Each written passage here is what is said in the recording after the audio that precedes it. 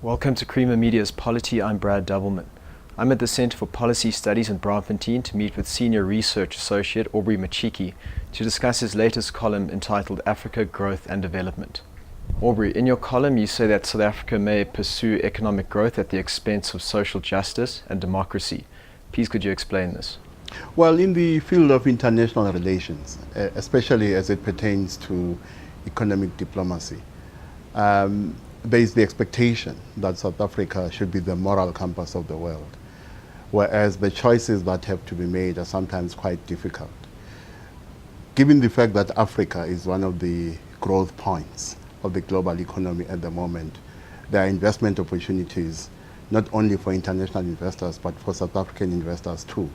The question is whether in our investment approach we are going to link investment and economic growth on the one hand to social justice and democracy on the other, because the tendency, as we see in the case of China, is to attach an interpretation of national sovereignty which separates investment imperatives from democratic imperatives.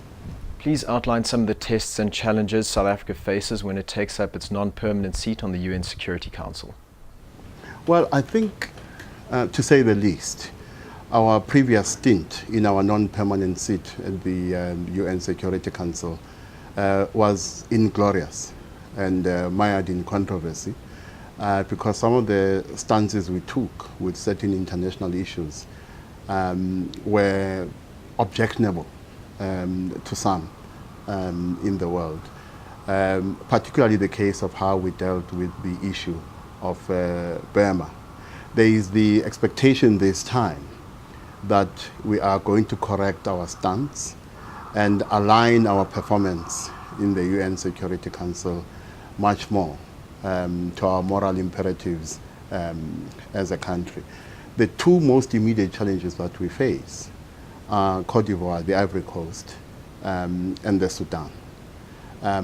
South Africa and Nigeria will have to show leadership, particularly in the case of Cote d'Ivoire. South Africa is already involved through former President Thabo Mbeki in the Sudan. The question for me is whether when we intervene in those conflicts, hopefully there will be no conflict, but if the Sudan and Ivory Coast do become conflict situations, the question for me is whether in our performance in the UN Security Council we are going to make choices that are much more aligned to what the world expects from the country of Nelson Mandela. Do you perceive a tension between South Africa's sovereign interest and its commitment to multilateral action? Well, under Thabo Mbeki, the approach was that of leadership within a multilateral context. In other words, when you are faced with a challenge such as Zimbabwe, South Africa would refuse to go out on a limb, would always insist on acting within a multilateral context, a context in which those leaders on the continent who are not committed to democracy and good governance tend to hide under.